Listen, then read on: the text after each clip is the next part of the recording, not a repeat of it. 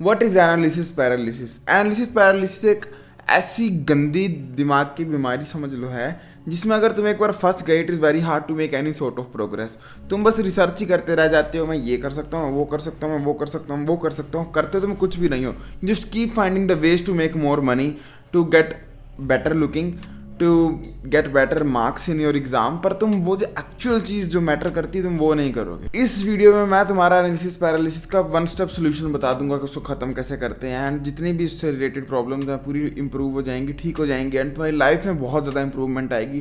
तुम्हारी एफिशिएंसी में, तुम वर्क किस तरह कर रहे हो, प्रोडक्टिविटी, सब कुछ इंप्रूव हो जाएगा। प्लीज इस चैनल को अभी कभी सब्सक्राइब कर दो। Let's hit 100 subscribers this month. First of all understand the 80-20 concept. तुम कोई भी चीज़ अगर 20% भी कर रहे हो ना, you will get 80% of the results out there. जब मैं गिटार लाइफ में फर्स्ट टाइम सीखने लगा था, मैं जिनसे पूछा गिटार सीखना है, they used to tell me कि सबसे पहले तुझे सुरों का ज्ञान होना चाहिए, तुझे ये पता होना चाहिए कि ये वाली कोड यहाँ क्यों आती है, ये स्ट्रिंग का नाम क्या है, तुझे ये वीडियोस देखनी पड़ेंगी, तुझे बुक्स पढ़नी पड़ेंगी, तुझे कम से कम साल लगेगा। I said fuck all of it. मैं बस देखूंगा कि बेस्ट कोड्स कौन सी हैं गिटार की, एंड मैंने बेस्ट कोड्स देखी गिटार की, and I started practicing them from day 1। मैंने एक month non stop bus 3 codes की प्रैक्टिस की, एंड दैट इज इट। मेरे को गिटार बजाना आ गया। गिटार बजाना एक बार आ गया, अपने आप दिमाग में पैटर्न्स बनने लगे, समझ आने लगा कि गिटार वर्क कैसे करता है, कि क्यों इन 2 स्ट्रिंग्स को दबाकर ये कोड बनती है, and all that stuff. Even आज मुझे अपने गिटार की स्ट्रिंग्स का नाम पता नहीं होगा, ए कौन सी, ई कौन सी, B.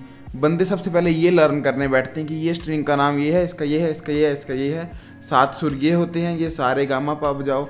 Like who gives the fuck man? फर्क क्या पड़ता है? अगर तुम 20% काम करके 80% ऑफ द रिजल्ट निकाल सकते हो, then why are you over obsessed with the 80% of the stuff? सबसे पहले किसी भी चीज में 80% प्रोफिशिएंट बन जाओ, उसके बाद लास्ट की 20% चीजों में फोकस करना। मैं अपने यूट्यूब चैनल की बात बताऊं, last year when I was making a lot of content gaming वाले चैनल पर, मैं 20% एफर्ट से 80% ऑफ द रिजल्ट्स गेन कर रहा था। लाइक मेरी वीडियोस में सिर्फ उन 20% चीजों पे फुल मेहनत होती थी जो कि बहुत इंपॉर्टेंट है। सबसे पहली consistency, second thumbnail, third good video, and fourth nice editing. That is it. What happened was, जैसे मैंने देखा कि मेरे 20% से 80% रिजल्ट मिल रहा है, मैंने और ज्यादा एफर्ट डालना शुरू कर दिया। मैं 20% की जगह 30% चीजों में फोकस करने लग पड़ा, in the pursuit of 1% more gain. And हुआ क्या? I lost the consistency. मैं ओवर एम्फोसिस देने लग पड़ा लाइटनिंग पर, स्टोरी टेलिंग पर, वीडियोस को कनेक्शन बनाने में, एज इफ मेरी वीडियोस मार्वल की सिनेमैटिक यूनिवर्स की वीडियोस हों। बट अगर मैंने उन चीज़ों पर ध्यान, ओवर अटेंशन नहीं दिया होता, अपना अटेंशन सिर्फ 20% ऑफ द इंपॉर्टेंट टास्क पे रखा होता, जो कि था वीडियो पब्लिश करना, वीडियो क्रिएट करना, वीडियो एडिट करना, तो आज उस चैनल पर काफ़ी ज़्यादा ऑडियंस होती। क्योंकि let me tell you the concept of plateau. तुम कोई भी चीज़ अगर सीखते हो, करते हो, चाहे जिम में ही जा रहे हो, बॉडी बिल्डिंग करने लग रहे हो, अगर तुम सिर्फ bench press, dead lift, overhead press and squats भी मार रहे हो, you will build 80% of the muscle जो कि तुम्हारी बॉडी नेचुरली गेन कर सकती है। बट जो लास्ट का 20% मसल गेन करना है, जो कि तुम पूरी लाइफ मेहनत मार के करने वाले हो, उसके लिए तुम्हें इतनी वेरियस ट्रिक्स इस्तेमाल करनी पड़ेंगी। सुपर सेट्स, ड्रॉप सेट, ये वाला कर्ल, वो वाला कर्ल। वेराज जो 20% एफर्ट है, जिसमें बस तुम्हें ऐसे ऐसे रोड उठानी है, ऐसे ऐसे उठानी है, वो तुम्हारा 80% मसल बिल्ड कर देगी। नाउ मैं ये नहीं कह रहा हूँ कि don't run behind 100% of the growth, run behind it, definitely do. पर पहले वो अपना 80% जो तुम्हें रिजल्ट मिल रहे हैं वो पालो अच्छे से। 20% एफर्ट डालो, कंसिस्टेंटली एफर्ट डालो, 80% रिजल्ट्स पालो। उसके बाद ध्यान देना कि मेरे को अब 1% और एफर्ट भी चाहिए, क्योंकि law of diminishing returns success में, किसी भी स्किल में बहुत अप्लाई होता है। You put 20% effort in a particular field, in particular work, तुम्हें 80% रिजल्ट मिलेंगे। नाउ लेट अस इमेजिन तुम 20% की जगह 50% एफर्ट डालते हो। Do you know how much improvement in the results you will gate? तुम 80% से मोस्ट प्रोबेबली 83-84% पे पहुंचोगे। सो 30% और एफर्ट डालने के लिए तुम्हें मॉनेटरी गेन सिर्फ 3% का होगा। तो 50% एफर्ट के लिए 3% गेन करना तुम्हारे लिए अभी के लिए इंपॉर्टेंट है या नहीं है, सबसे पहले वो अंडरस्टैंड करो। अभी क्योंकि मैं प्रोफेशनल गिटारिस्ट नहीं हूँ, तो मेरे लिए वो इतना इंपॉर्टेंट नहीं है कि मैं 30% एफर्ट अपनी डेली का डेली डालूं, जस्ट बिकॉज मैं एक लिक सीख सकूं गिटार में। Like it does not matter right now, I am not a professional guitarist, मैं पैसे नहीं कमा रहा इससे। I am happy with 20% of the effort जो कि मैं डेली डालता हूँ गिटार को प्रैक्टिस करने में, एंड 80% रिजल्ट से मैं खुश हूँ। There are so many people जो कि जिम फर्स्ट टाइम जाते हैं, एंड वो जाते ही पूरा 100% एफर्ट डालना शुरू कर देते हैं। मैं ड्रॉप सेट मारूंगा, मैं फोर आर्म की एक्सरसाइज करूंगा, नेक करूंगा, ये करूंगा, काफ करूंगा, वो दुनिया की 1000 एक्सरसाइजें ट्राई करेंगे, and they leave in 1 month. Instead of that be smart. ये बात को दिमाग में डाल लो कि तुम 20% एफर्ट भी डालोगे, you will still gain 80% of the results.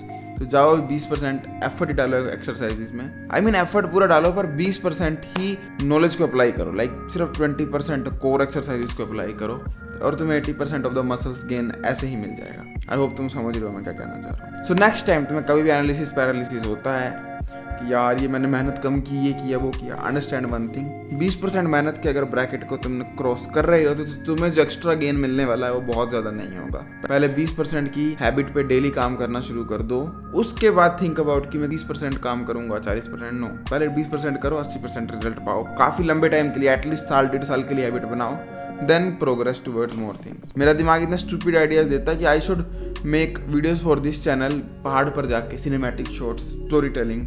I know कि वो ज़्यादा एफर्ट है, सब है, पर जो मेरे को गेन होगा ना वो इतनी मेहनत करके वो सिर्फ 1 से 2% ज़्यादा होगा। So next time start focusing on your 20% first, भूल जाओ बाकी 80% मेहनत, सिर्फ 20% काम करो, रिजल्ट तुम्हें 80% मिल जाता है। इस चीज़ का एनालिसिस पैरालिसिस कभी भी होता है कि ये काम शुरू कर दूँ ना करूँ, मेरे पास ये चीज़ें कम है, ये वो हैं, मेरी क्वालिटी अच्छी नहीं बनेगी, ये नहीं होगा वो नहीं होगा, मैं थोड़ा और ट्यूशन लगा लेता हूँ, थोड़ी और चीज़ें सीख लेता हूँ, गिटार सीखने से पहले मैं ये सीख लेता हूँ।